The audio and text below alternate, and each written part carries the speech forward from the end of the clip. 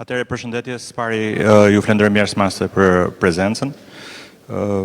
Sot jemi në zonën ekonomike e cila funksionon në Elbasan, zona ekonomike që funksionon prej disa kohësh, në cilën gjithashtu dhe shteti është partner. Ka 11 kompani që janë prezente brenda zonës ekonomike dhe që punojnë pothuajse rreth 200 veta që në këtë territor dhe është një model i një bashkëpunimit suksesshëm midis shtetit dhe sektorit privat, ku krijohen jo vetëm oportunitete për investimet huaja, por edhe oportunitete për punësim, një gjë që është temë ase e rëndësishme për zonën. Është e rëndësishme të theksohet që qarku i Elbasanit dhe një ndër arsyet pse ky aktivitet po zhvillohet në Elbasan është duke kaluar një moment shumë të rëndësishëm, si rrjedhoje disa investime të mëdha strategjike që janë në proces.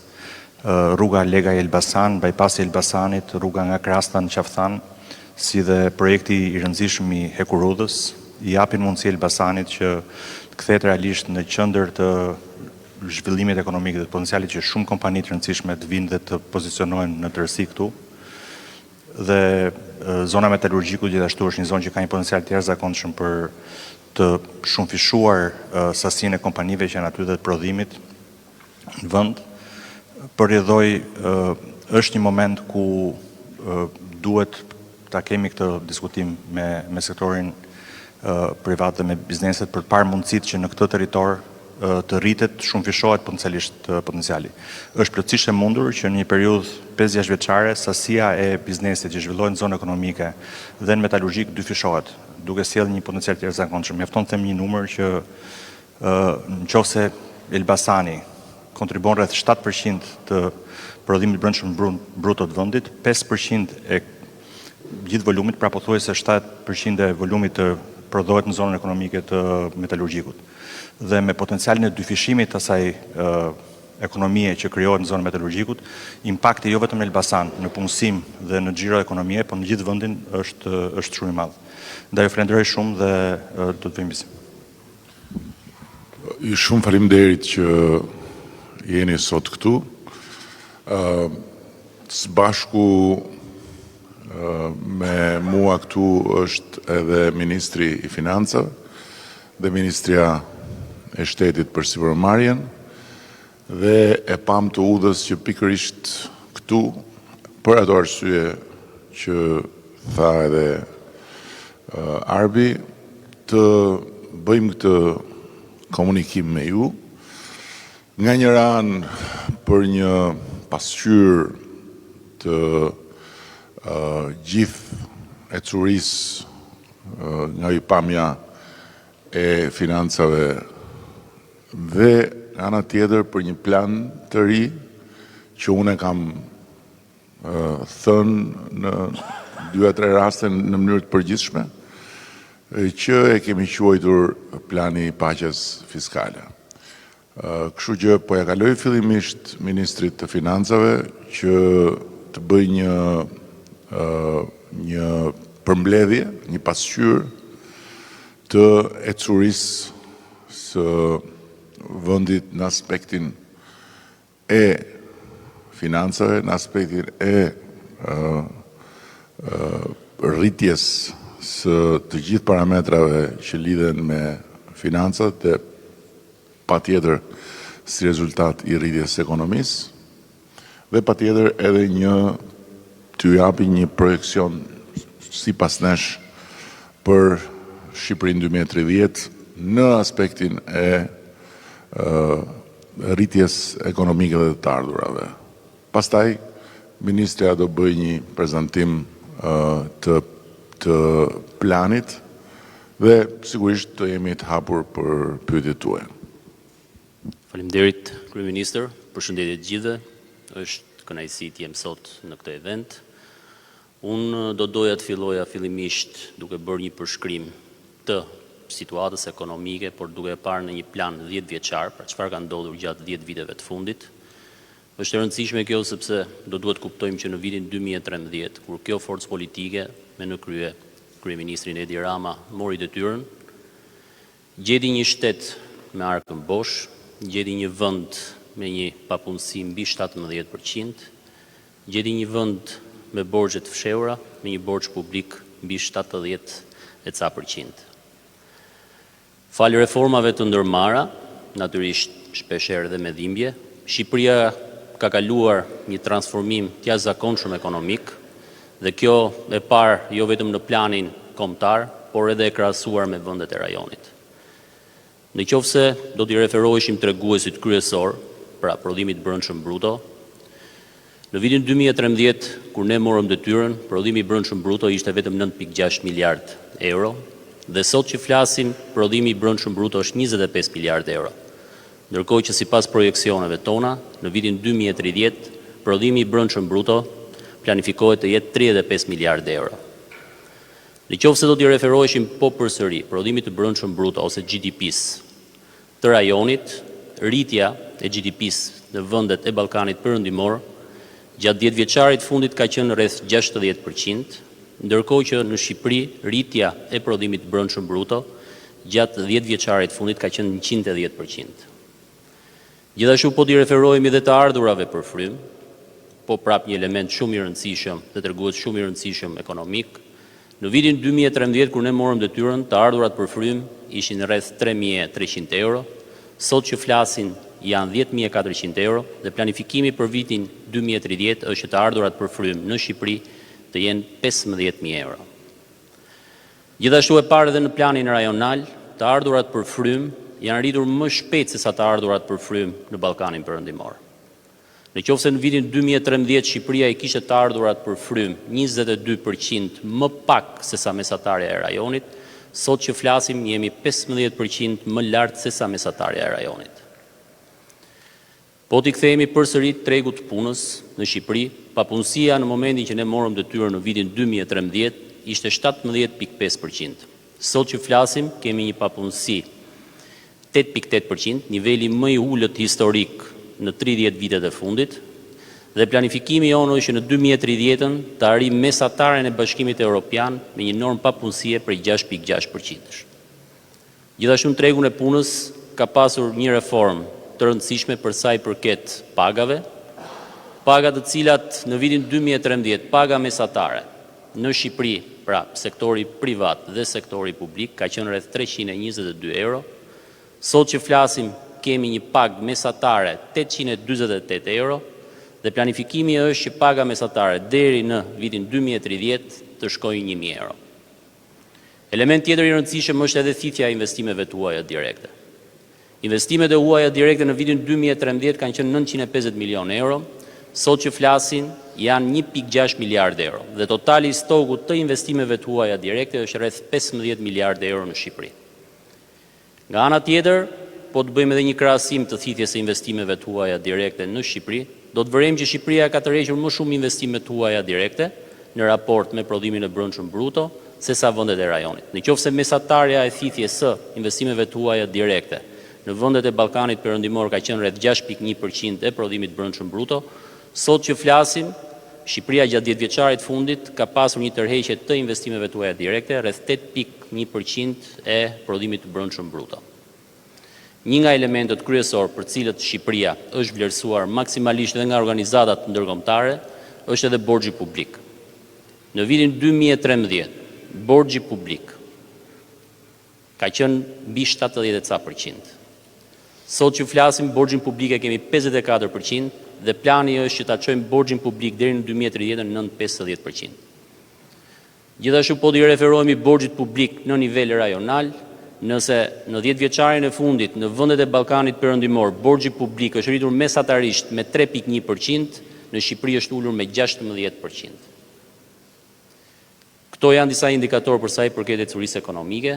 Megjithatë, po t'i referohemi edhe aspektit të fiskut, sepse shpeshherë dëgjojmë nëpër media dhe nëpër banaqe që Shqipëria ka një kuadër fiskal që është relativisht i rënduar për tatim paguesit. Lejoni t'ju theksoj që ne kemi kuadrin fiskal më konkurrues në rajon. 90% e subjekteve aktive paguajnë 0 tatim fitimi. Pra nga 140.000 subjekte që janë sot aktiv, 90% e tyre paguajnë 0 tatim fitimi. Vetëm 23% e subjekteve aktive paguajnë TVSH ose janë subjekti TVSH-s. Merrni një vend në Ballkanin Perëndimor ose në Europë, që realizon mbi 140.000 euro të ardhur, ose deri në 140.000 euro të ardhur, dhe ju paguani 0 tatim fitimi. Po i kthejmë dhe taksës progresive, me qënë se lakohet shpesh nga këneta që taksa progresive po i varfëron shqiptarët e tjera, me taksën progresive, me reformën që ndërmori qeveria, kur mori detyrën, ju jepen shqiptarëve rreth 145 milion euro më shumë në dorë, si rezultati taksës progresive. Me taksën progresive që ne kemi sot në fuqi, 93% e punëmarrësve paguajnë nga 0 deri në 10% tatim mbi të ardhurat personale, ose TAP, siç e njihni ju. E megjithatë, pavarësisht faktit se ne kemi kuadrin më konkurrues fiskal në rajon, në dhjetor të vitit kaluar, dagorcuam me Fondin Monetar Ndërkombëtar, edhe Bashkimin Evropian, strategjinë afatmesme të ardhurave, e cila parashikon që për periudhën 2024-2027 mos të ketë rritje të normave tatimore, por të ardhurat të gjenerohen nga mirë administrimi tatimor dhe doganor.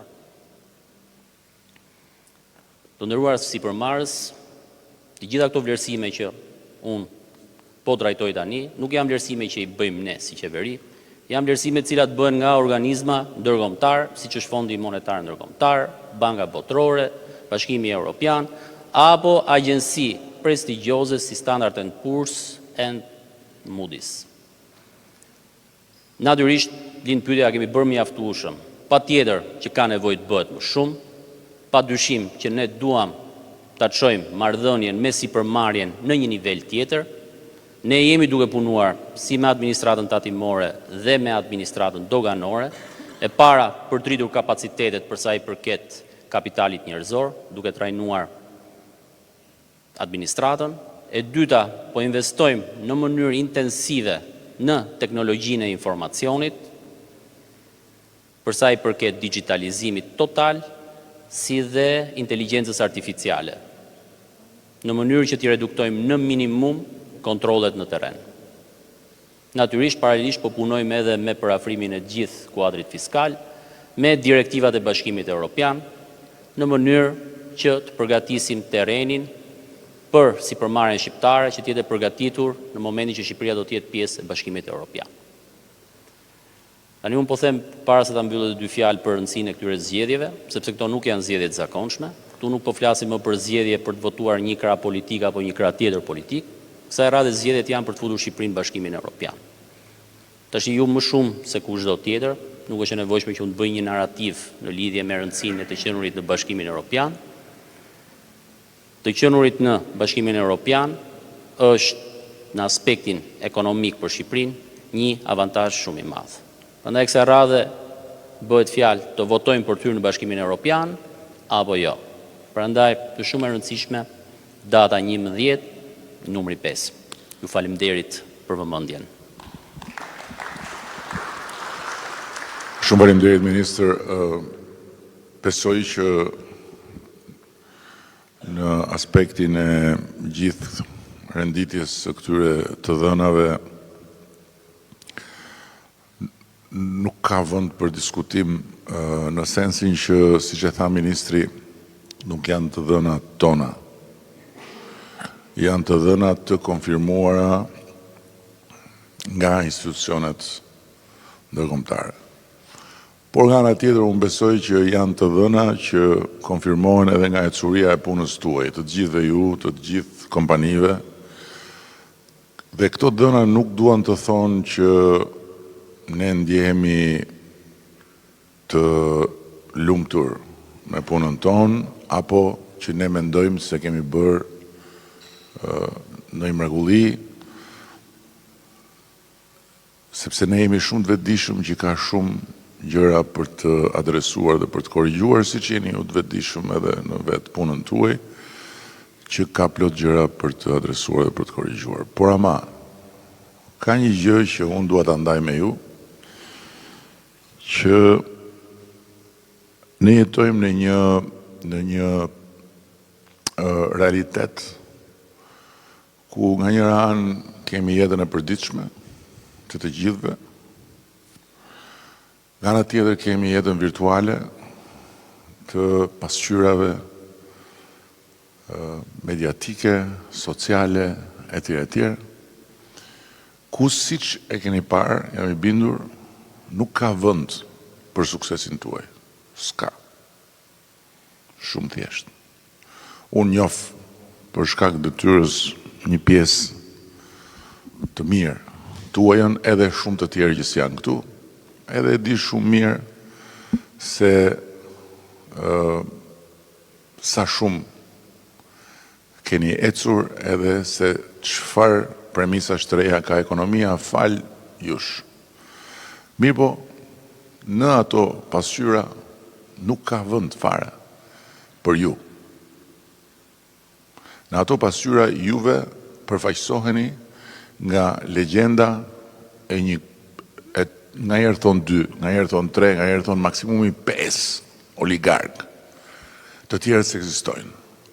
Sipas atyre pasqyrave, ekonomia shqiptare janë 5 veta që marrin të gjitha lekët.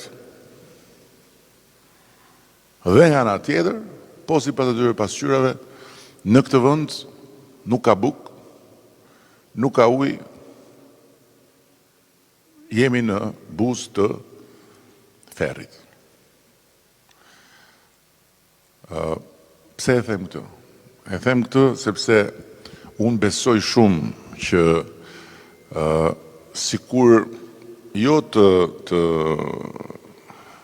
kishte hapësirë të plot, po sikur një pjesë e hapësirës në atë jetën virtuale t'i jepej punës, t'i jepej suksesit, t'i jepej shëmbujve frymëzues që janë të panumërt, me siguri që do kishim akoma shumë më tepër ekonominë, sepse ekonomia do entuziazmin, do optimizmin, do frymëzimin, ju e dini më mirë se unë. Megjithatë, kjo nuk është për t'u qarë as për t'u ankuar. Kjo është për t'ju thënë që duhet të vazhdojmë me kuraje përpara. Ne në punën tonë, ju në tuajën dhe komplementar kemi interesin ju interesin privat në interesin publik, që unë besoj që mbrohet më fort kur sipërmarrja është më e fortë.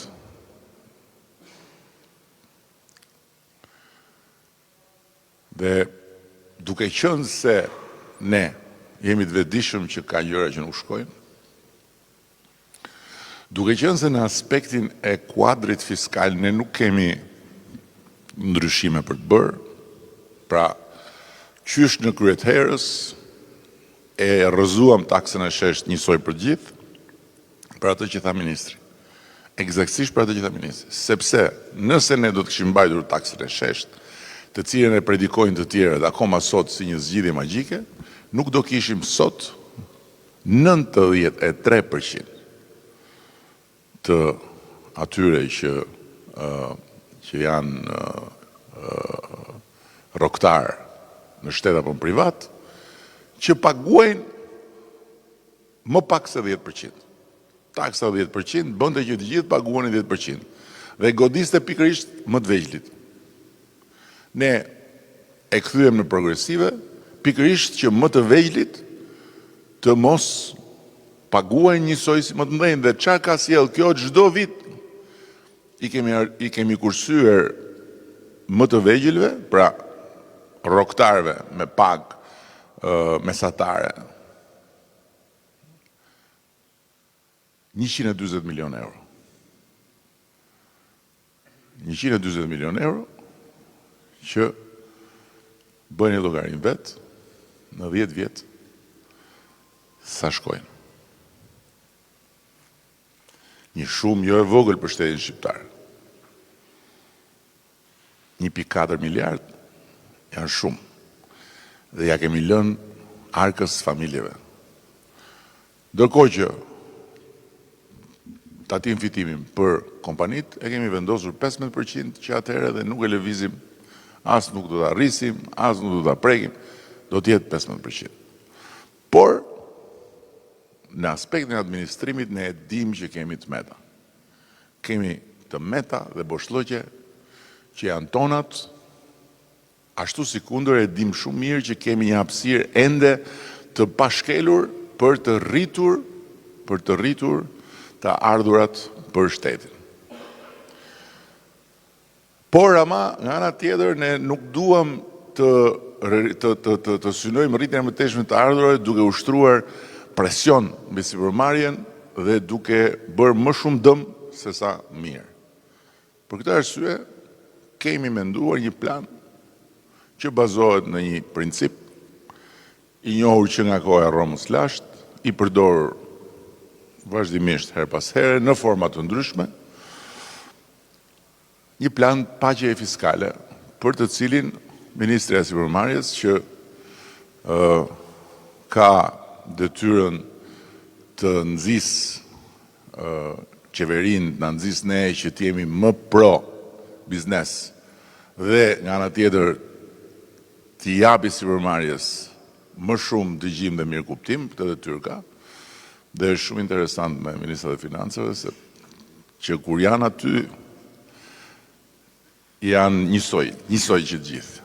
Kur lëvizin nga aty janë më radikal se sa gjithë të tjerët pastaj. Edhe për ta mbyllur më kujtohet historia e një qeverie mike, s'ka nevojë të përmend emra, që më tregonte i pari punës atje, Ministri i Arsimit i kërkonte Ministrit Financave vazhdimisht një fond X. Ministri i Financave vazhdimisht i kthente jo. Dhe ky shkonte i pari. I thotë shiko tani, ti ke vënë prioritet këtë punë. Unë i kërkoj lek, ai thotë s'bëhet. Koha e solli, nuk e di si e solli, që Ministri i Arsimit u bë Ministri i Financash. Ky që kërkonte. Edhe ai tjetri që u bë Ministri Arsimi, i çon letrën. I thotë, bazuar në prioritetet e qeverisë dhe ky i kthen përgjigje. Referuar në shkresat e mëparshme. Jo.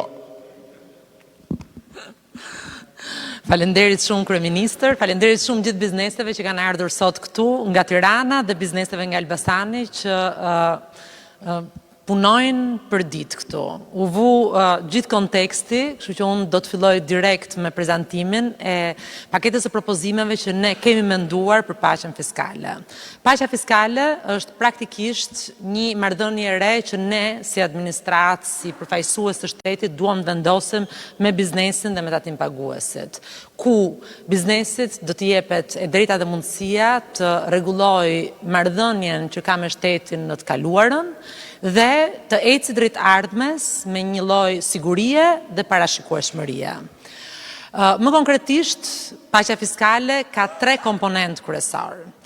Komponenti i parë është tatimi i dakordësuar mbi fitimin. Komponenti i dytë është rishikimi i pasqyrave financiare dhe komponenti i tretë është falja e detyrimeve apo kamatvonesave.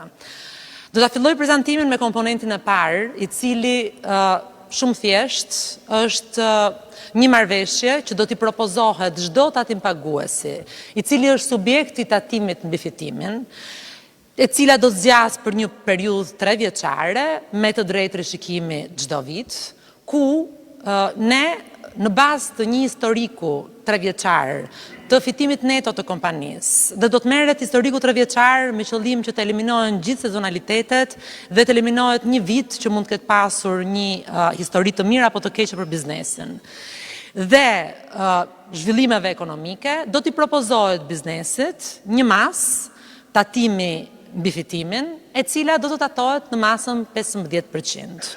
Të gjitha bizneset që do të vendosin të hynë në këtë marrëveshje me administratën tatimore, do të përjashtohen nga çdo lloj kontrolli tatimor, përfshill kontrollin e thelluar, vizitat fiskale apo vizitat në terren.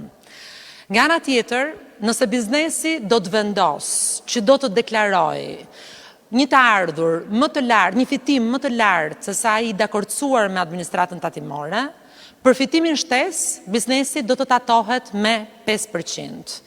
Po si do llogaritet ky fitim i cili do t'i propozohet çdo biznesi? Supozojmë që kemi një biznes i cili në vitin 2022 ka një fitim neto 100.000 euro, në vitin 2023 ka një fitim neto 110.000 euro, dhe në vitin 2024 ka një fitim neto prej 120.000 eurosh. Mesatarja e 3 viteve, pra e fitimit neto, është 110.000 euro.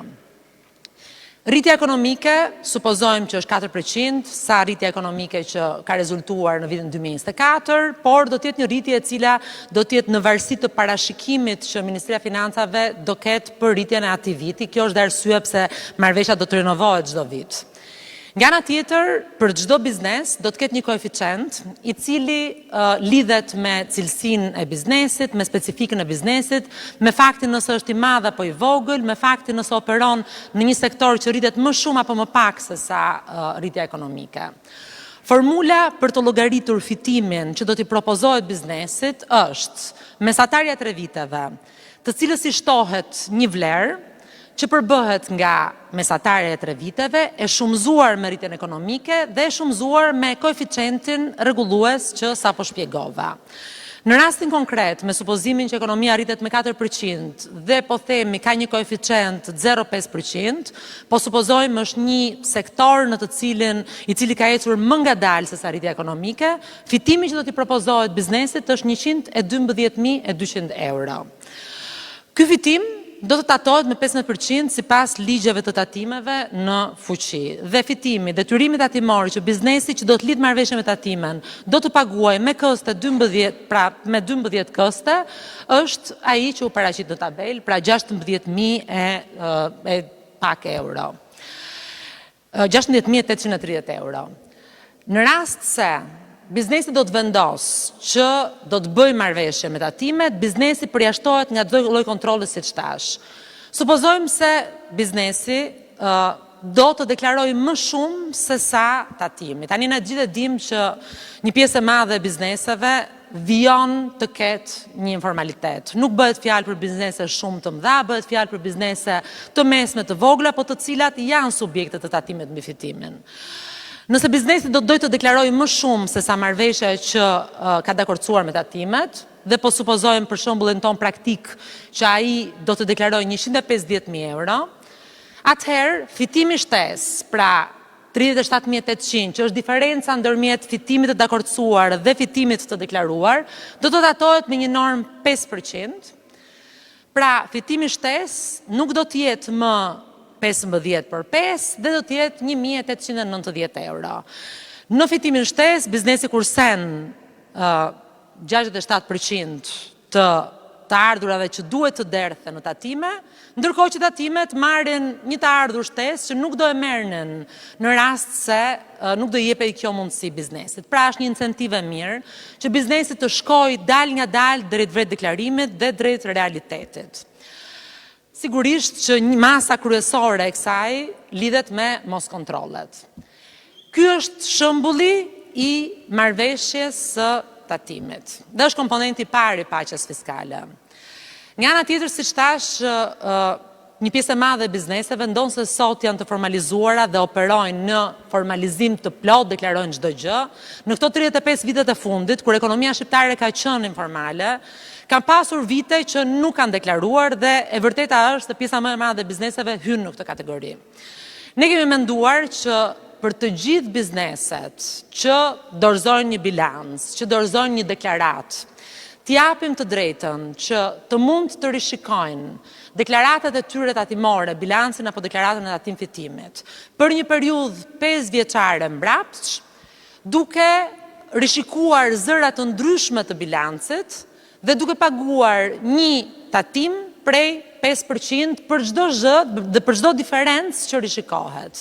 Kjo bëhet me një qëllim të thjeshtë dhe të pastër, që i gjithë biznesi të mbyllë gjithë historikun e të kaluarës dhe të mund që në paqe të ecë në të ardhmen i sigurt. Unë besoj që janë shumë biznese që hynë në këtë kategori dhe besoj që kjo do të rrisë standardin e bashkëpunimit ndërmjet institucionit të tatimeve dhe biznesit. Kam dëgjuar në të kaluarën dhe çuditesha për shtete të cilat administrata tatimore ishte institucioni më i dashur për individët dhe tatimet. Shtete si Suedia, Norvegjia, Ky është standardi që ne duam të arrijmë me juve. Ky është standardi që ne duhet të kemi nëse duhet që forcat t'i përqendrojmë në investime, t'i përqendrojmë në rritje të produktivitetit, t'i përqendrojmë në rritje të eficiencës, t'i përqendrojmë në zinxhiret e vlerës europiane që ne kemi përpara sot, dhe të cilat i kemi të gjitha mundësitë për t'i aksesuar.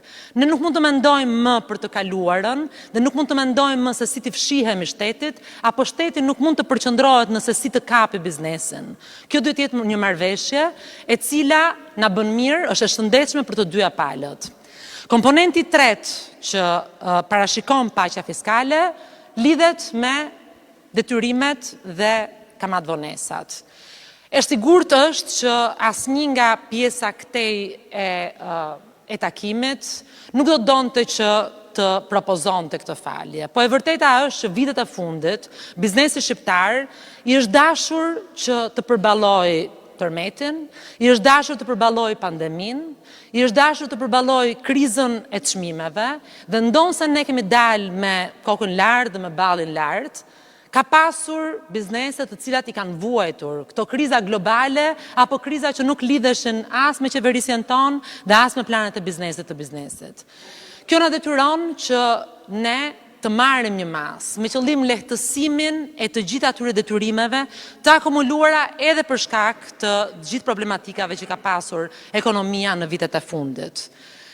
Për këtë arsye ne propozojmë që të fshim të gjitha borxhet, detyrimet, interesat, kamatvonesat të bizneseve të cilat janë më të vjetra se 10 vjet.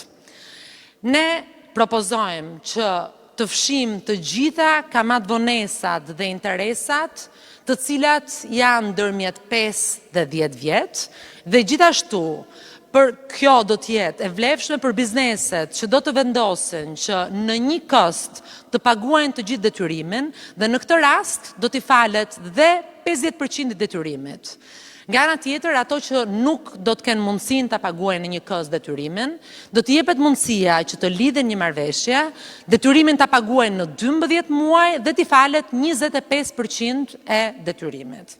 Elementi i fundit i faljes lidhet me bizneset të cilat kanë borxhe nga 1 deri në 5 vjet, që janë pikërisht ato biznese të cilat janë goditur nga këto kriza të njëpasnjëshme.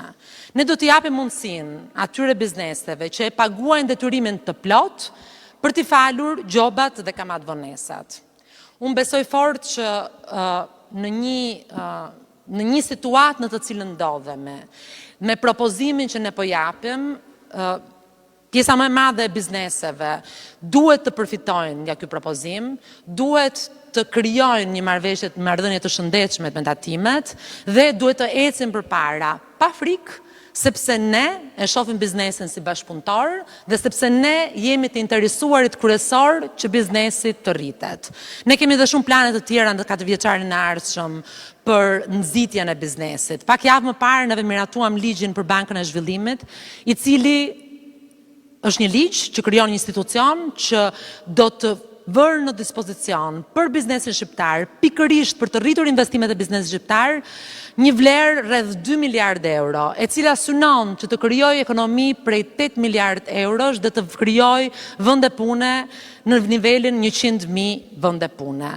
Kjo bank, bashkë me iniciativa të tjera që tashmë janë në funksion, si iniciativa e Bankës Shqipërisë, e cila synon që të financojë biznesin me një normë 3%, do të synojë që të industrializojë ekonominë shqiptare, do të synojë që të përdoret sa më shumë teknologjia e informacionit, inteligjenca artificiale, dhe ne të arrijmë të, siç thash, të përfitojmë nga gjitha zinxhirët e vlerës në mënyrën më të mirë, pasi kemi të gjitha mundësitë, jetojmë në mesin e Europës dhe kjo është e ardhmja jonë që tashmë është e shkruar. Shumë faleminderit të gjithëve për vëmendjen dhe po ja kaloj përsëri kryeministrit. Tani, siç e kam thënë dhe herë të tjera, ne kemi një program shumë specifik në çdo sektor dhe ajo që bëjmë edhe tani në këtë fazë që përkon me fushatën elektorale është të ndajmë me njerëzit këtë program. Nuk është një program elektoral në kuptimin që ne do tregojmë se çdo bëjmë nëse, se ne s'kemi nëse, ne do vazhdojmë punën. Dhe prandaj edhe kjo është pjesë e këtyre planeve që e ndam me ju sot, do të hapim një diskutim me ju për këto, dhe pastaj do duhet që të sintetizojmë këtë plan duke pasur edhe bekimin e Ministrisë Financave, se nuk e tha shkolla të fillimit para se t'japja fjalën ministres, në mënyrë që të hymë në një fazë të re me këtë paqe fiskale dhe të bëjmë në një nivel më gjithëpërfshirës ato që Ministria e Financave dhe Ministria e Turizmit ka nisur të bëjnë me sukses. Jemi të inkurajuar me hotelet. Me hotelet për shkak se ne jemi shumë të vetëdijshëm që ka informalitet jo të vogël, pasi nga një anë kemi një rritje eksponenciale të numrit turistëve, dhe nga ana tjetër nuk kemi një rritje që e pasyron këtë volum të madh kur vjen puna te deklarimet që bëjnë hotelet. Por dhe më kujtohet se Luani ka qenë dëshmitar kur mblidheshim me këta të hoteleve dhe thoshin ti vetëm një gjë bëj, ule atë të vëshë, po e çove 8%, ne do formalizohemi të gjithë, jo 8, 6, më e ulta. Por nuk ndodhi, sepse nuk ndodh kështu. Dhe në këtë pikë Ministri e Financave kanë drejtë kur thonë nuk ndodh kështu. Megjithatë, nga ana tjetër ne nuk duam, sepse e dim që ajo ka një të mirë, po sjell me vete disa të këqija tjera, që të sulmojmë me inspektor e me inspektime në sezon, bjeri dyerve, është do me zënë, s'është do me zënë, deklarim, jo deklarim. Se edhe inspektorët nuk është se i kemi edhe shumë tërheqës në plazh kur vina, ashtu që paraqitet. Për ta thënë me fjalë të buta. Kështu që ajo që është bërë është një propozim për një marrëveshje. Një marrëveshje paraprake.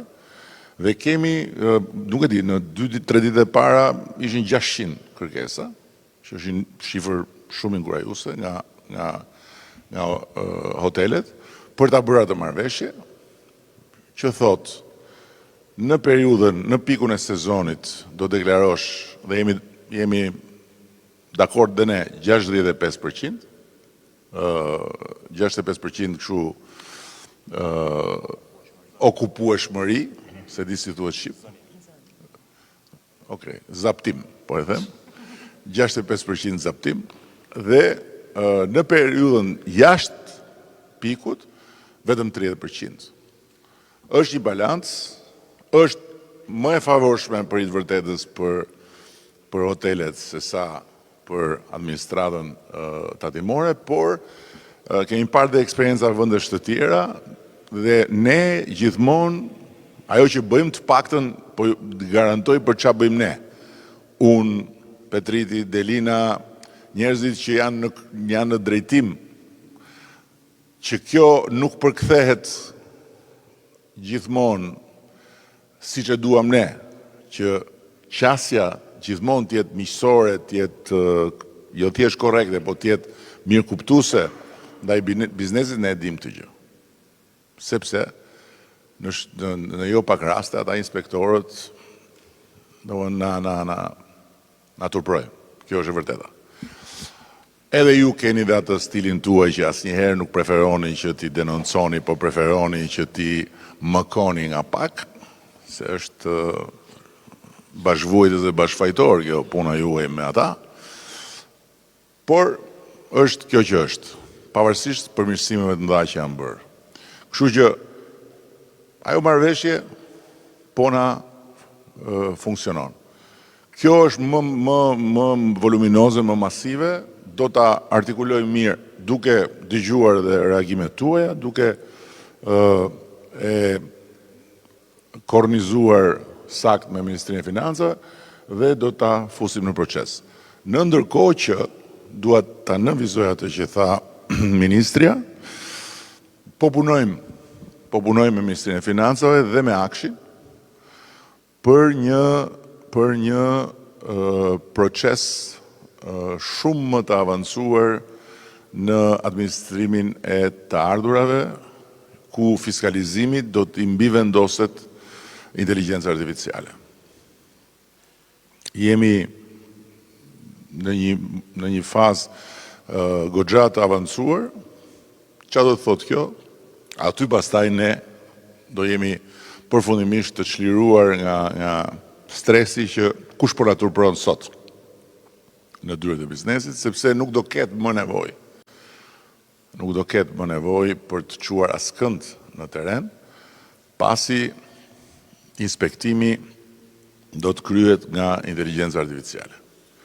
Dhe inspektorët ose administrata do të jetë fokusuar përpara ekraneve dhe do t'ju ndjeki të gjithëve nëpërmjet syrit të inteligjencës artificiale që do të punojnë mbi bazën e dhënave nga fiskalizimi. Pra, gjithë transaksionet që ndodhin në kohë reale do të merren edhe do të përpunohen nga syri i inteligjencës artificiale ose truri, i cili kur shef anomali tek një biznes apo një biznes tjetër, shef anomali se është ai momenti e keni parasysh ju që nuk e shtyp ai atë. E thot hajde. Atëherë sinjalizon. Dhe në momentin kur sinjalizon, sinjalizimi i shkon nëpërmjet inspektorit, por jo fizikisht, i shkon biznesit, thotë shiko, je duke harruar ta shtypësh atë, shtype përpara se sa të vi gjoba. Përpara se sa të vi gjoba. Kështu që në këtë mënyrë do ta çojmë në një nivel komplet tjetër administrimin tatimor dhe besoj që do kemi shumë më tepër transparencë në këtë marrëdhënie. Kjo është pak a shumë panorama e përgjithshme. Nëse ju doni thoni diçka, keni pyetje, keni ndërhyrje, kritika, ne jemi këtu të hapur, ka një mikrofon, jepja pak djalit atij.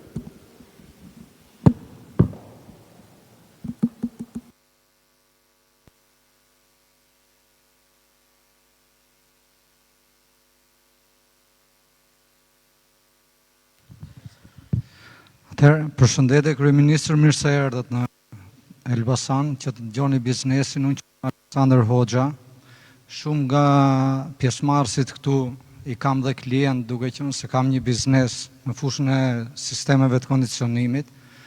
Atëherë, në 2012-2013 jam kthyer në Shqipëri.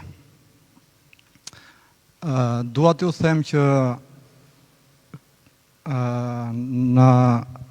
falni pak se kam dhe pak emocione, jemi bëjt 6 herë gati për të u rikthyer në shtetin ku unë kisha marrë zanatin dhe të gjitha këto. Arsyeja ishte që tatimet të gjitha këto na vinin thuajse ditë për ditë për të na çnuar biznesin dhe mua bashkë. Kjo gjë ndryshoi. 6 herë kemi mbledh valixhet dhe në mëngjes vendosnim që jo, do bëjmë dhe tentativë tjetër. Gjë që shumë njerëz të tjerë të mit janë kthyer përsëri. Unë jo, ngula këmbë dhe neta në Shqipëri. Kjo gjë më doli për mirë. Në 2000, domethënë, mbas ardhjes në pushtet unë vi nga një familje demokrate dhe sot jam socialist që nuk ma ndryshon asnjëri këtë gjë. Jam vetëm për pjesën që unë pash ndryshime. Që t'jem unë i sakt me ty, ti nuk je socialist, ti je me Partinë e Punës. Po. Arsyeja që unë mora mikrofonin sot është që sot nuk kemi më rrugëve që na dalin, na ndërprisin, çfarë nuk na bënin për të ikë për të montuar një kondicioner në një fshat të Elbasanit, nga tatimet nga këto të gjitha. Fal jush, kjo gjë u ndërpre. nuk kemi asnjë lloj problemi, të paktën unë si biznes me punën time jam shumë rregull te kjo pjesë. Kam vetëm një ankesë. Djali im për pak ditë mbush 20 vjeç. Dhe i hapa një dyqan tjetër me fushën time që ai të angazhohet mos të rri rrugëve. Në 23 nëntor ne kemi i kemi gjitha me fakte, kemi bë kërkesën për hapjen e vulës elektronike që quhet. Na vjen shkresa e këto di, vjen ajo çdo gjë, okej. Aty, do me thonë, ndoshta mund t'jetë dhe faji jo në pak në fillim, thuaj diku që xhiro vjetore që subjekti që mund t'jetë xhiroja, dhe ne vendosëm një shifër 9 milion lek të reja, bashkë me ato totale. Shumë bukur na vjen ajo, djali im del biznes i madh, do me thonë, pa filluar akoma punë, ai doli një biznes i madh. Dhe ne ç'a bëm? E anulluam këtë, sepse nuk mund të shkonte biznesi madh, do me thonë një SHPK, kur ai s'ka filluar akoma punë, e anulluam këtë gjë, na erdhi anullimi dhe e hapëm përsëri. Nëse doni, unë e kam, ja kërkova dhe ekonomisti tani, nuk e kisha për të folur, por duke qenë se dëgjova ministrin, dëgjova të gjitha këto, thash ta shpreh dhe unë ankesën time, sepse nga nëndori, unë paguaj qëram për atë biznes. Rregull? Biznesi sot është i mbyllur, sepse na kanë thonë, na doli ajo u refuzua, mbasi u mbyll biznesi ajo e para, hapëm të dytën dhe u refuzua, duhet kalojnë 6 muaj, e kam në platformë, e kam gjitha atë, që të rihapin niptin. Përse duhet kjo gjë? Nuk di të them, këtu ka edhe një mundësi që mund tjetë shumë banale, që mund tjetë thjesht çështje e një gabimi, që mund tjetë gabim nga ana si është mbushur, mund tjetë gabim nga ana si është gjykuar, sepse me 9 milion xhiro vjetore juve jeni biznes i vogël, nuk biznesi i madh e ka marrë vetëm për një muaj. Më fal, kryetari e di, sepse duke qenë se... Megjithatë të kuptoj shumë mirë, ta adresojmë konkretisht rastin, edhe të shohim edhe nëse, se ky rast, një rast zgjidhet, po të shohim nëse ka rastet të tjera të ngjashme, që pastaj të shohim ç'a mase duhet marrim, që mos ketë nga këto prit 6 muaj, bëj autokritik, edhe pastaj se edhe në kohën e Luanit bëj autokritik dhe të thoshin mas 6 ditësh hajde prapë në punë, këta kjo 6 muaj që nga të merë. Kështu që do ta trajtojmë. Sa për të tjerat, vazhdoni siç jeni, do zoti që do bëhet dhe i 4 vjeçar tjetër, t'ju kemi ju në qeveri, në të kundërt, pastaj të shohin ç'a do bëjnë njerëzit. Jo,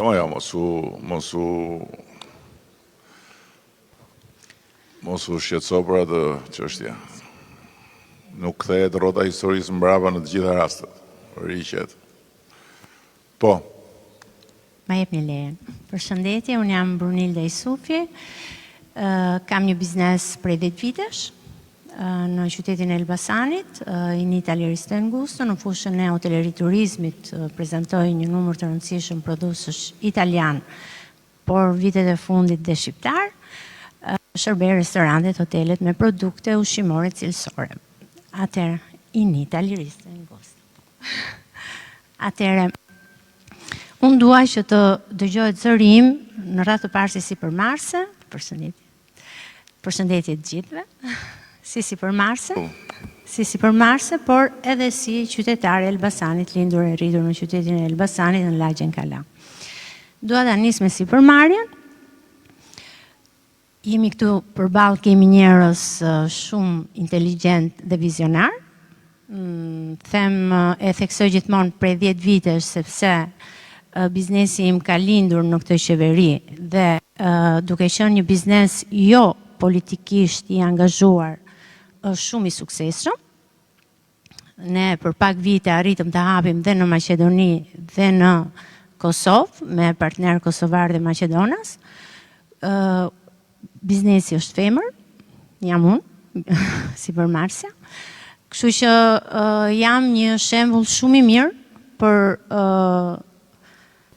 angazhimet që kanë femrat në biznes në Shqipëri. Atëherë, unë doja, pra si që thash, ju kam përballë njerëz vizionar dhe jemi këtu për të shkëmbyer ide, për t'ju dëgjuar, si që dëgjuam dhe jemi shumë të lumtur për ato që thatë dhe uroj që të realizohen sa më shpejt, por dhe të na dëgjoni, ndoshta ndonjë ide mund të shërbej dhe në zhvillimin e ardhshëm të qeverisë shqiptare drejt Bashkimit Evropian. Atëherë, një nga problematikat që ne hasim, ju e tha zoti Mazniku, pak më përpara, që kemi infrastrukturën që ju po punoni. Pra është emergjente situata, sepse ne nuk po humbasim orë të tëra për të xhiruar, duke qenë edhe një qytet strategjik gjeografik për vendin, se lidhim juglindjen me veriun, me jugperëndimin e kështu me radhë. Këtu blokojmë orë të tëra ne si sipërmarrës, por dhe bashkëpunëtorët tanë me fugonat. Është vërtetësisht e duhet dhënë prioritet. Pra, duke bypassi, pra është vërtet një problem shumë i madh. Pika tjetër që unë e kam vënë dhe në dukje dhe në takime të tjera, ne kemi nevojë për një parkim nëntoksor në qytetin e Elbasanit. Unë e theksoj, sepse ne humbasim orë të tëra dhe si sipërmarrës për të xhiruar Elbasanin, dhe nuk kemi ura kalimi, aksidente me radhë kanë ndodhur gjatë kësaj periudhe, janë shtuar makinat në një mënyrë, ka zhvillim dhe duhet. Nga që s'ka bukë për të ngrënë, pra? Jo, ka zhvillim, jo, nuk mund ta themi. Një pikë tjetër, gjithmonë si sipërmarrje, që ne kemi emergjente, është fakti që, për shembull, ne kemi këto, ma dha dhe një ide miku im shumë i mirë, Edmondi, ne kemi gjithë këto kapanone. Pse mos i kthejmë konvikte? Këtu afër kemi qendrën e kurseve të formimit, ti mësojmë shqip këtyre të huajve, ne kemi nevojë për 5 milion njerëz. Ne nuk kemi njerëz. Pra burimet njerëzore që kemi aktualisht, i paguajmë, zoti ministër i financave, zoti Petrit, ju thatë që do shkoj rroga 1.000 euro, ne ja japim gja 1.000 euro, punojësve ta, ne japim dhe më shumë, por nuk kemi cilësinë e duhur, ne ja japim rrogat e larta, ne kemi nevojë për njerëz. Tani duat ju dhe të fundit që mos ju lodh, pra ta bëjmë këtë zonë, ta bëjmë konvikt, të marrim këto të huaj, ti formojmë, ti trajnojmë, si trajnojmë dhe punonjësit tanë. Ne jemi të disponueshëm. Një ide, ta mendoni. Kemi nevojë për shumë. S'na mjafton se po rritemi, po zhvillohemi. Tani si qytetare, kam 10 vite në Shqipëri, e theksoj. Sepse kam jetuar 25 vite në Itali.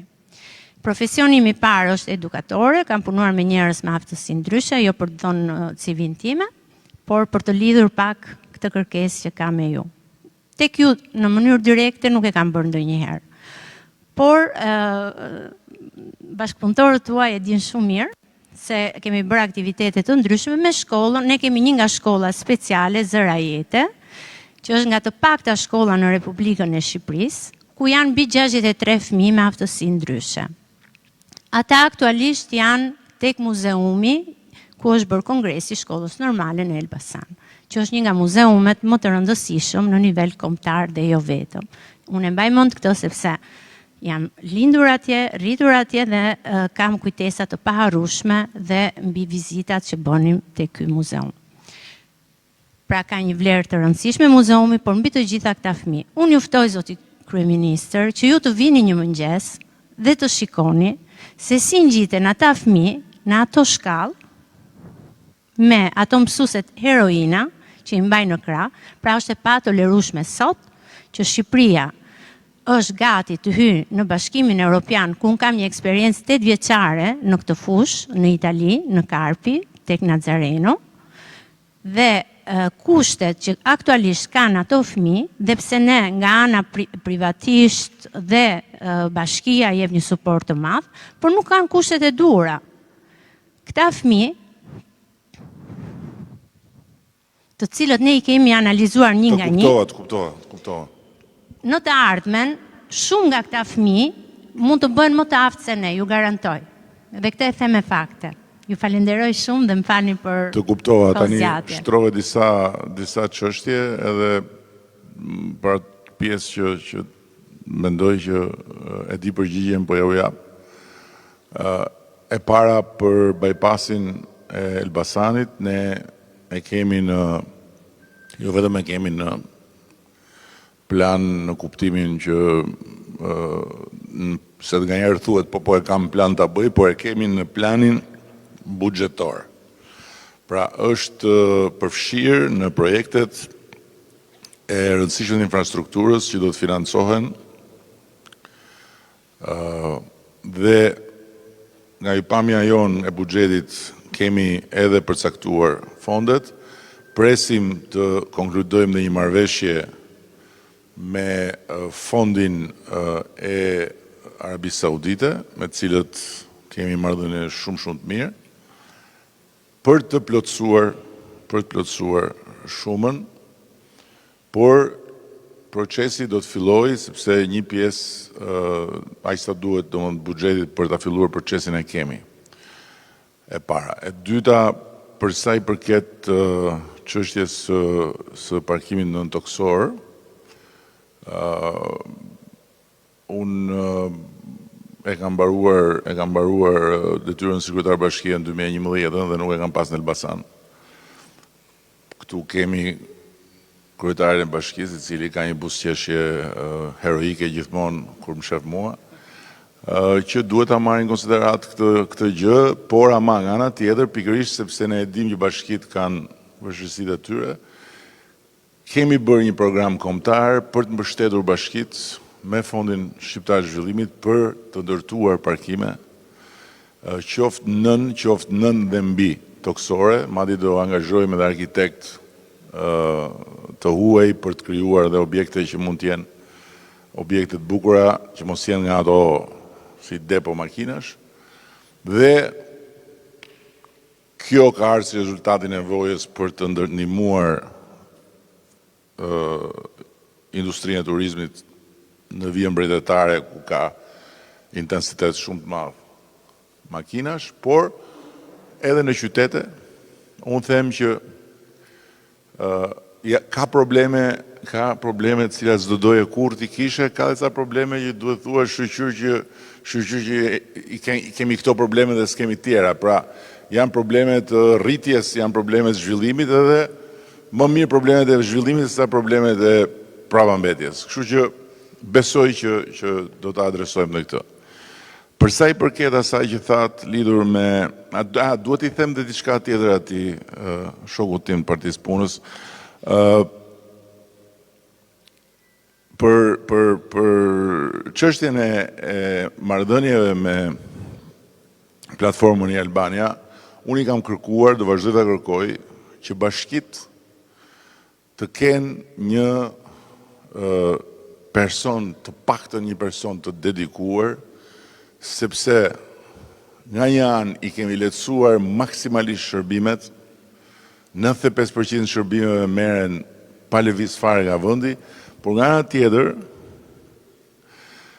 në mungesë të një asistence teknike për njerëz që nuk dinë ta përdorin, ose që mund të kenë një pikpyetje si ajo që keni ju, kanë dalë ca zyra, kështu zyra alternative që ju marrin njerëzve lek për këtë punë. Është skandal. Ne ofrojmë falas shërbime, ata ju marrin lek për ta mbushur. Kështu që uroj dhe shpresoj që Bashkia e Elbasanit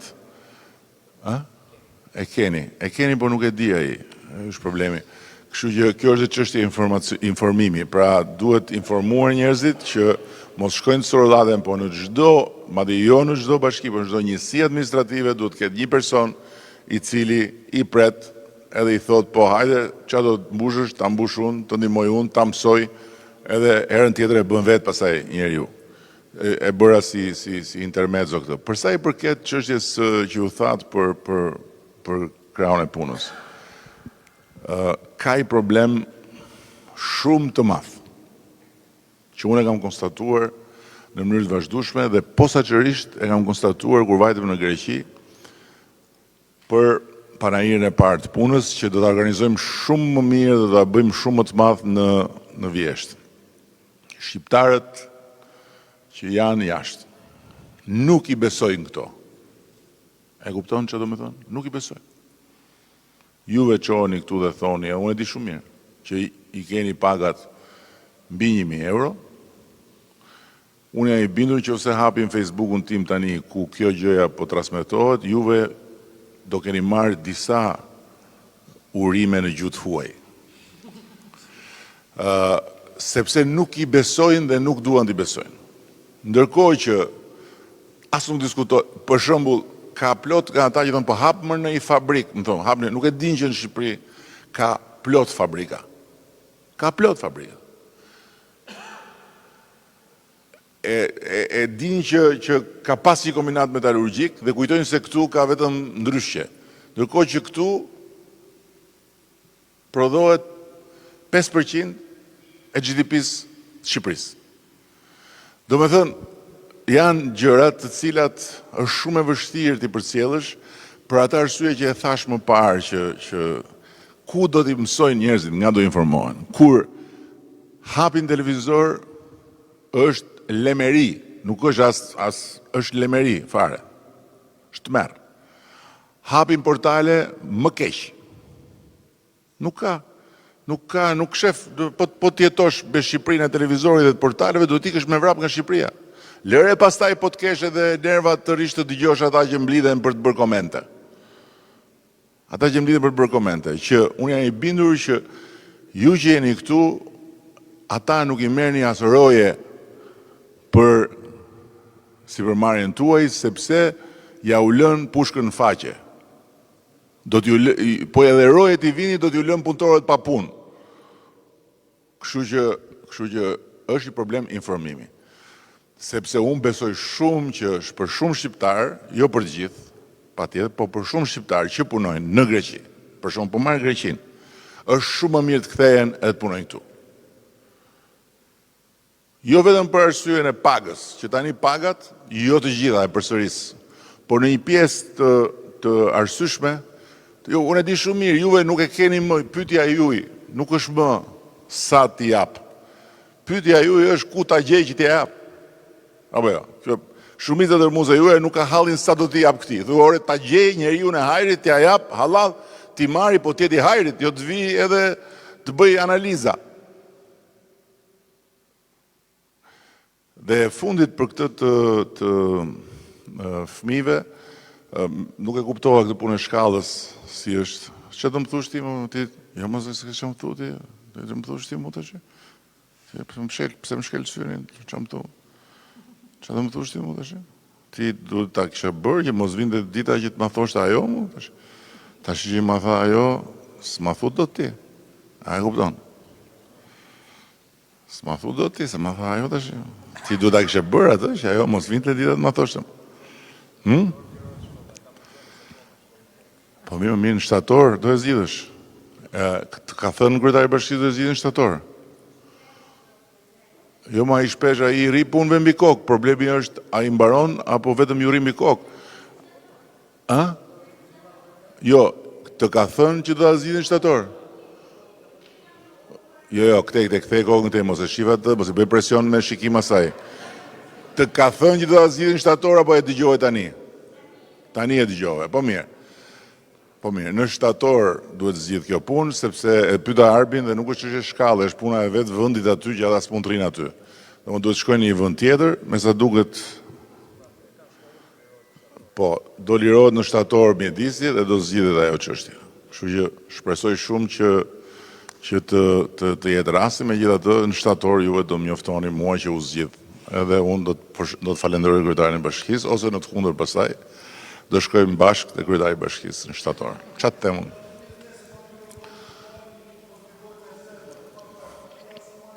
Jepi ai çik mikrofonin këtij se ky s'pas ka parti fare. Jepi ai çik mikrofon.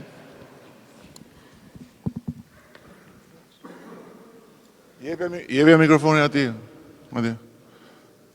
Se erdhi shpirti më i dhunës. Herën e kaluar kisha emocion, për herën e dytë është experience makes perfect.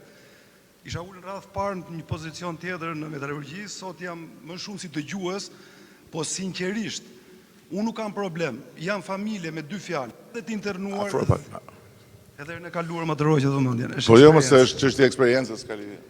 Jam familje e internuar nga babaj, nga mamaja, të syrgjynosur, e tjerë, kur i matë pinte kafe me fatos, më bënin socialist, prandaj e preka. Kur vinte Aleksandr Meksi dhe bashkia nuk ishte para, në 90 të paguan të drekën e fushatës së kryeministrit. Dhe baba im tha është turp, nuk mbaj mend kush ishte kryetar bashkie. Edhe me dëshirë më të madhe për një drek të kryeministrit të respektuar Aleksandr Meksi në atë kohë. Jo më sot një palshkallë, sinqerisht më vjen turp. Mua si qytetar i Shqipërisë, ta them me bindjen më të madhe, parti nuk kam, jam i djathtë. Në 92-shin kemi bërë miting, kemi pritur pardesyt e bardha e tjere. Sot për dalin, kam dëgjuar lajmin më të çuditshëm që unë pas këm një vllak, që është vëra 97, dhe Edi Rama më ka shpërblyer mua me diçka që nuk është nevojë ta them. Në bizneset edhe se jam. Se nuk e thash. Shiko, vete ke fajin. S'duhet të takosh me mua. U takove me mu do t'i... Po si mi taku asnjëherë. Jo, po ja vjen këtu. Pse vjen? Unë vi, shiko, nuk... Po jo, jam zero, unë për financat jam zero. Unë ditë them një gjë, duam të ngrem bizneset, nuk ka njerëz. E kuptova. Nuk ka njerëz. E kuptova. Që do të thotë kemi...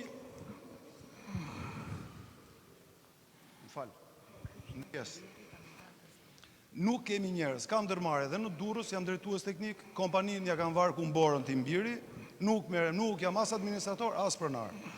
Kam rënë një herë poshtë, Zoti është i madh, jam ringritur, doja të dija se ç'do të ndodhi me faljen e borxheve të më përparshme, nuk dua ta prek se ju sapo e thatë, biznesi ka 11 vjet që ka dështuar për arsye e rritjes çmimit në 2008-2009, falimentova, nuk e kam më të mundur, po dal para kohë në thonjza, në pension dhe jam lokomotiv në një pjesë tjetër të kompanisë.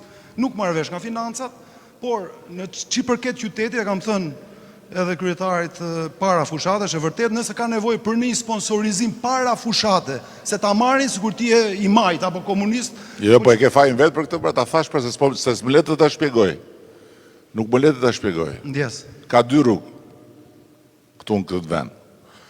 O je vetja jote, edhe shkon ku të dush, ulesh me këtë dush, thua atë që do, dhe hikën në shtëpi kur do, dhe nuk i dëgjon këto, ose po bëre qatë dush dhe dëgjon këta, ti, miku im, jo vlla që ke pas ti në 97-ën, që unë të kam bërë ty një nder, po ti t'jesh sigur që mas sajtë sot mes ne të dy do dalim qift. Do jemi prindi 1 dhe prindi 2 i një Elbasanliu të vogël. Më dëgjoj mua se çfarë po të them. Dyshimi i parë është që kjo... Ti je i sigurt për këtë? Dyshimi i parë është që marrja e mikrofonit që unë po flas është e stisur. Këtë ka garantoj me 1000%. Po jo, po nuk diskutohet jo. Dhe bile bëre gabim që ja the, se ne ja folëm përpara këtë punë, që të na shohin që ne kemi një marrëdhënie intime bashkë, po kemi frikë ta ekspozojmë. Po patjetër. Për tjerë se ndjes për zjatin. Po le më të shmehesh me ata, mos i merr me ata fare që duhet. Po more me ata, unë t'isha marrë me ata, do kisha përfundu në shpëndin. A jenë vete për?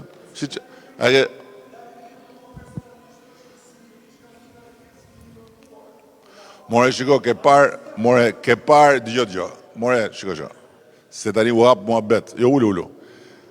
Më marrin mua, më futen në shtëpi, më vjedhin fotografit e mia të rinis.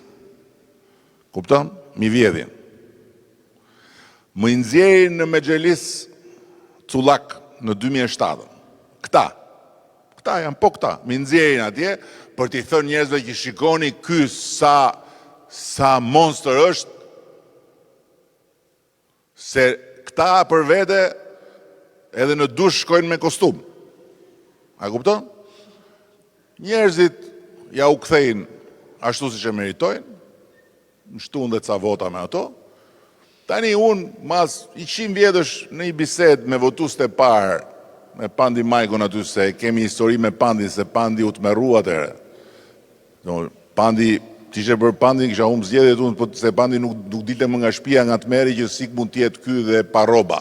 Se nuk e di unë, Pandi me ndonë që unë flia me roba ushtarake, se vishja në një ato gjaketë ushtarake, edhe e tregoja të historia aty dhe e them, janë në Google, atë në Google janë të mbulume në fakt.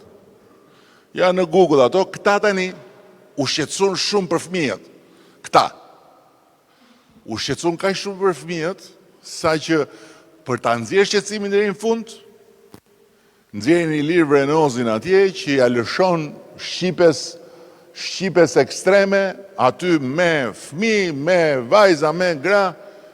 E kupton? Do me thënë, këta tamam të vrasin natën, të qajnë ditën, madje këta të vrasin dhe ditën dhe nuk të qajnë. Madje të thonë edhe që shiko se ti ke vrarë veten. Ose e vrave ti vllajën tënd. Domthon tani trim me këtane. Këta janë fundi. Kështu që varja ti le të kesh pasur të internuar këtë duash ti. Nuk vlen. Nuk vlen, është kot. është kot. Keni dëgjuar ju një farë Elvis Roshi? Ha? E keni dëgjuar? Po. Po. Tani e kanë marë edhe është në rregull. Ishte kriminal kur kështu që kjo është historia dhe një varja. Ti e hëngre letë që s'ke që bën fare. Me mu do rishë që s'ke ku shkon. S'ke kur shkon fare, thuj sa dushi s'ke parti, që s'ke parti ti? Po lere mos s'ka rëndësi fare tani, ti e hëngre tani, vete hëngre, ta thash, vete ke faj, vjen këtu, mbaroj film. Që atë temun? Bëhe si Luani e ka nda mëndin, komunist gjithë jetën, shëndet miru pafshëm. Edhe i ecën dhe kapitalizmi, po në regull pra, urdo. Përshëndetje. Quhem Artan Gjani dhe me profesion jam konsulent biznesi. Këtu përfaqësoj komunitetin e biznesit që është antar i Konfindustrisë Italiane. Falenderoj zonjën ministre për këtë takim që ka organizuar. Edhe në të kaluarën kemi patur bashkëpunime të frytshme me organizatën e biznesit që përfaqësoj. Gjithashtu falenderoj edhe ministrin e financave për ekspozen që na bëri, edhe juve personalisht për pjesëmarrjen që po na dëgjoni në këtë takim. Si fillim doja të komentoja pak... Nuk dëgjohet? Okej. Doja të komentoja pak shifrat që na prezantoi Ministri i Financave. Janë vërtet shifra të përmirësuara që tregojnë edhe përmirësimin e klimës së biznesit. Dhe në vazhdën e këtyre masave ose këtyre ngjarjeve që kanë ndodhur në këto vite të fundit, siç ishte fiskalizimi, përmirësimi i rimbursimit të VSH-s apo futja e shërbimeve të e-Albanias, të gjitha këto kanë përmirësuar klimën e biznesit. Doja të thoja që kjo iniciativa për këtë paqen fiskale do ta bëj akoma dhe më të dukshme përmirësimin e klimës biznesit dhe do vendosi dhe marrëdhënie më të sinqerta, mendoj, midis biznesit dhe administratës tatimore. Më konkretisht, tek 3 shtyllat që paraqiti zonja ministre, unë shikoj një disbalancim të vogël nëse do ta merrni parasysh. 2 prej tyre janë për të kuruar plagët e të shkuarës, siç ishte falja e gjobave dhe rishikimi i bilanceve, që janë të duhura, duhen bërë me kujdesin e duhur që të mos lejojmë abuzime. Dhe e treta ishte edhe për ata të shkuarës, edhe për të ardhmes. Ajo e propozimit për tatimin e përcaktuar. Mendoj që duhet gjejmë edhe një element tjetër për ta balancuar këtë skemë për t'i dhënë favor edhe bizneseve të ndershme, se unë për këtë jam këtu, për të përfaqësuar bizneset që kanë qenë gjithmonë të rregullt, kanë paguar tatime, dhe sa herë që këto bizneset e parregullta marrin një favorizim për falje takseve, gjobash apo kështu, këta të ndershmit gjithmonë e pyesin veten dhe thonë, po mirë, po ne që i kemi paguar? Unë përfaqësoj atë gjë. Okay. Nuk kritikova çfarë ka prezantuar ministra, kërkova vetëm në një instrument tjetër të ndihmojmë edhe s'ka dhe ministrë, s'ka dhe vetë se i qytet pandeshme. Aty e ka hallin e o s'ka hallin ministrës?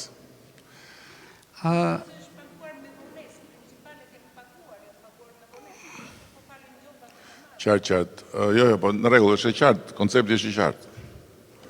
Dhe pastaj doja të prezantoj edhe 2 problematika që shqetësojnë komunitetin e biznesit. Në lidhje me taksat lokale, kemi disa bashki periferike të cilat vendosin disa taksa lokale disproporcionale në raport me shërbimet dhe të mirat publike që ofrojmë. E kemi paraqitur këtë shqetësim, janë çik të egzageruara, kemi biznese që paguajnë shumë pak disproporcionale. Kështu që duhet ta shikojmë një çik këtë gjë. Edhe tek e-Albania do ndalesha pak. Është e vërtetë që janë automatizuar shumë shërbime. Ka disa prej të cilave që duhen parë edhe është e nevojshme ajo asistenca njerëzore që ju sapo e komentuat për bashkitë. Edhe me shërbimet e tjera. Për shembull, ne kemi probleme me aplikimet për regjistrimin e pronarëve përfitues. Ka vonesa për shkak të mos funksionimit në rregull të dokumentacionit që ne ngarkojmë dhe shpeshherë përgjigje që na kthehen nga operatorët atje është i përgjigje që komenton vetëm pak ndonjë nen tek tukë të ligjit dhe nuk na thot konkretisht se shiko të mungon kjo apo duhet kjo apo ke gabimin këtu. Kështu që edhe këtu në këtë aspekt do ishte mirë të përmirësonim diçka. Pastaj për gjërat e tjera jam plotësisht dakord edhe me paketën që ka paraqitur zonja ministra, kështu që përgëzime. Faleminderit se po na bëjnë shenjë me sa kuptoj që duhet të them 2 apo 3 gjëra. E para lidhur me bizneset e ndershme dhe të pandershme. Unë besoj që iniciativa nuk i ndan. Edhe unë nuk mendoj që ka biznes që nuk është i prirur aty ku ka mundësi që të lërë ndonjë gjë për ditë të këqija, po themi, po e quajmë kështu. Kështu që të gjitha bizneset, besoj unë, do kenë interes që të dalin më shumë në dritë. Natyrisht që shkalla pastaj e niveli i hijes që kanë është varion, por që të gjithë kanë asnjëri se ka diellin mbi kokë në orën 12. Gjithë lëviz drita edhe lëviz dhe hija. Kështu që dikush më gjatë, dikush më shkurtër, po të gjithë kanë këtë, që të jemi realistë, sepse e thot qartë gjithë pasqyra e ekonomisë. Nuk përputhen rritjet që patjetër janë rritje që biznesi i bën edhe i ka me rritjen e të ardhura. Kështu që ne kështu e shohim këtë. E dyta, për sa i përket këtyre taksave, tarifave të egzageruar vendore, ju keni të drejtë 100%. Është i shqetësim që i përpjekur të adresojmë hera herës, por nuk e kemi zgjidhur. Është problem. Ka bashki që edhe nga fakti që e thatë vetë, janë periferike, nuk kanë këto të ardhurat e tjera, dhe pastaj aty thonë, ma erdhi një biznes aty dhe ja i kërcejnë ati në qafë që t'ju mbaj gjithë hallet, po nuk mund të funksionojnë kështu, sepse ajo sjell efektin e kundërt. Dhe e fundit për platformën, nuk e dia e keni ndjekur, po platforma do kaloj në një nivel tjetër brenda këtij viti, nuk po jap data se nuk duhet jap data, po besoj shëndet fjalë vërtet, çështje muajsh do kaloj në një nivel tjetër sepse do bëhet ajo asistentja që është aty, Diella, nuk do të ndërveproj më me shkrim, por do të kryej shërbimin. Pra, platforma do të jetë jo vetëm një dritare ku ti kërkon, aplikon, por do të jetë si një person që ti hyn edhe i thua asistentes atje që më bëj këtë shërbim dhe do ta kryej ajo shërbimin. Pra nuk do kesh më nevojë të dish se për shembull në rastin konkret të atij shokut tim atje, platforma do ta kryej gjën ose do të jetë gjën e thotë që cili është hapi tjetër dhe pse nuk mund të rikryhet. Pra do të jetë eksaktësisht sikur je me dikë që di ta bëj gjën edhe ti s'di, i thua ma bëj pak këtë, eksaktësisht të gjë do bëj. Kështu që deri atëherë, po çështje muajsh, natyrisht këto modelet inteligjencës artificiale kërkojnë dhe kohën e tyre që të stërviten edhe në jetën reale, sepse i bëhet faktikisht tani që po flasim, po i bëhet trajnimi, por trajnimi bëhet me të gjitha gjërat që mund të parashikojmë, po jo gjithçka ti mund ta parashikosh se çfarë problematikash mund të ketë, kështu që ajo e mëson, edhe besoj që brenda këtij viti ai prototip do jetë perfekt edhe pastaj s'do ketë më nevojë as për zyra në bashki, as për zyra zgjukundi, thjesht klikon te Albania, i thua me zë Diella të lutem më bëj këtë gjë dhe ajo do ta bëj. Kështu do shkojmë. Çfarë ke tani? Mos kime nga këto azidhme të tani? E kuptova, për mos kime nga këmë razin më shkatrove fare tani. Po, edhe një të fundit, po, një video të fundit të lutem, vërni pak.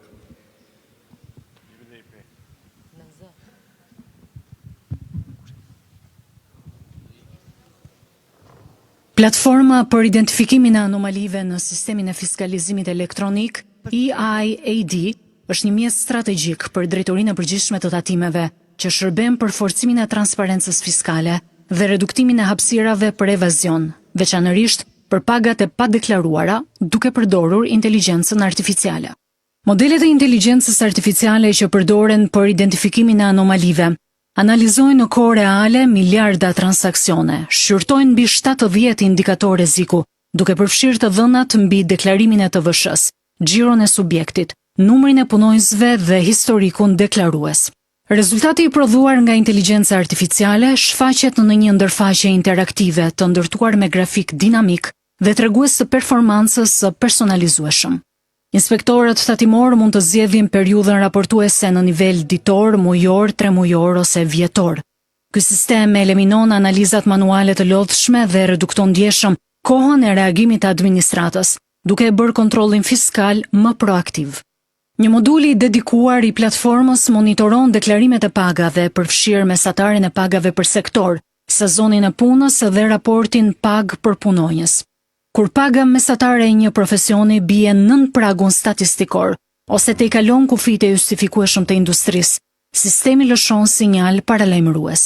Ky sinjal shoqërohet me një raport të detajuar grafik që përmbledh gjithë të dhënat e nevojshme për ekspertin e riskut për trajtimin e mëtejshëm. Në këtë mënyrë, ekipeve të riskut u kalojnë vetëm rastet me probabilitet të lartë shkeljeje, duke rritur efektivitetin e kontrolleve në teren. Përsa i përket sistemit doganor, brenda këtij viti do të integrohet e njëjta arkitekturë e inteligjencës artificiale për analizën e deklarimeve doganore.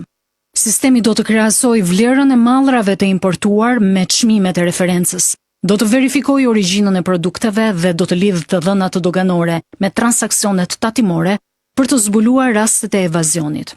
Përdorimi i këtyre metodave inteligjente të detektimit të shkeljeve dhe evazionit do të ofrojë institucioneve një pamje të detajuar mbi zinxhirin e furnizimit në ekonomi dhe do të rrisë të ardhurat buxhetore. Duke ju falenderuar gjithëve që keni ardhur, unë dua t'ju them që ne po punojmë fort me inteligjencën artificiale, modeli po trajnohet dhe do t'jetë gati në qershor, me qëllim që gjithë administratat atimore të funksionojnë si një administratë inteligjente dhe të shkoj aty ku biznesi vërtet ka një shkelje, jo të shkoj në biznese të cilat janë në marrëveshje, të cilat duan të formalizohen, të cilat janë të formalizuara.